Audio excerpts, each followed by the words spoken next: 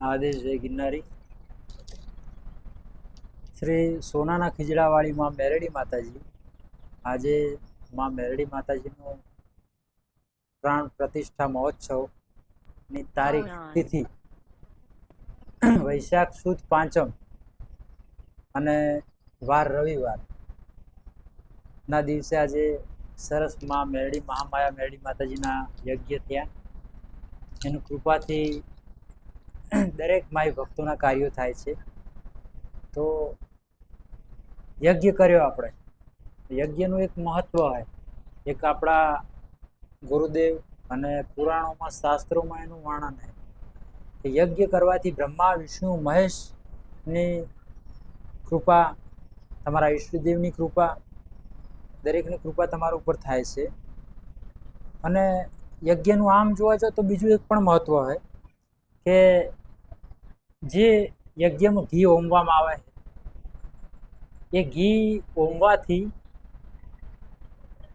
આ ચક્રનું વાતાવરણ, આ પૃથ્વીનું જે વાતાવરણ રહ્યું એ એકદમ શુદ્ધ થઈ જાય. આધ્યાત્મિક ઉર્જા, એની અંદર એક આધ્યાત્મિક ઉર્જા પ્રગટ થાય. બરાબર.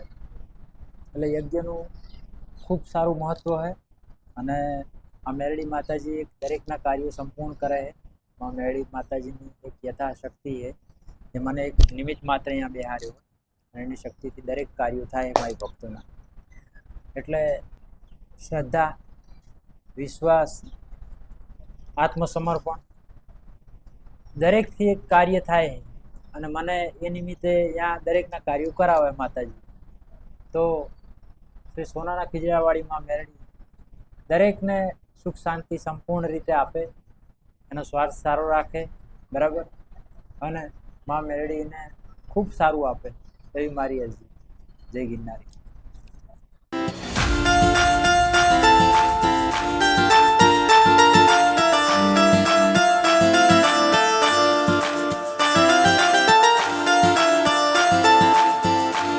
શાસ્ત્રો અને પુરાણોમાં શિવ અને શક્તિ, એક આ શિવ है ને એક શક્તિ है. શિવ અને શક્તિનો મિલાપ થાય એટલે એક સર્જન થાય, એક મહાપુરુષનું સર્જન થાય. અને એક શૌર્યવાન, એક અદ્ભુત પુરુષનો જન્મ થાય, કોઈ સ્ત્રીનો જન્મ થાય, કોઈ વિરાંગનાઓનો જન્મ થાય, જે સમાજ, દેશ ને સશક્ત બનાવે, જેના સમાજના જે ઇતિહાસ રહ્યા એના પન્નાઓ અમર કરી નાખે. એ શક્તિ અને એ શિવ. આપણે જોઈએ કે મહારાણા પ્રતાપ થઈ ગયા, છત્રપતિ શિવાજી થઈ ગયા. આધ્યાત્મિક દ્રષ્ટિએ જુઓ તો મીરાબાઈ થઈ ગયા.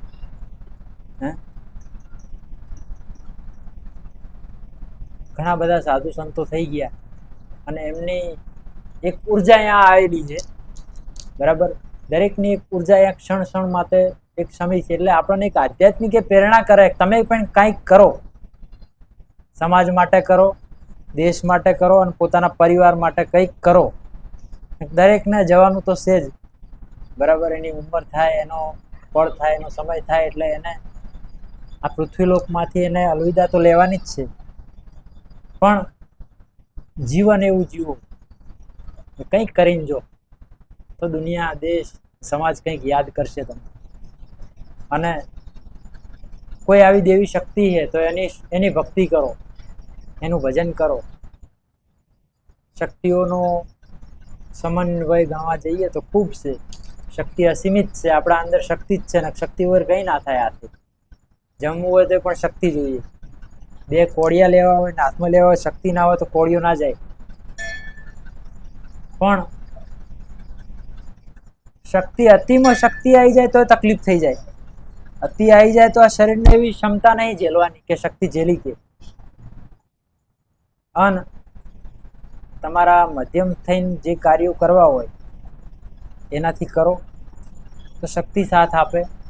અને કોઈ ભૂખ્યું હોય એને ભોજન કરાવો, તરસ્યું હોય એને પાણી આપો, ચા પીવી હોય એને ચા આપો. સમય જે થતું હોય એને આપો. તો એમાં મારો ઈશ્વર આ શક્તિ સાથ આપશે દરેકનો. એવું મારું મા મેરડી માતાજીનું કહેવું.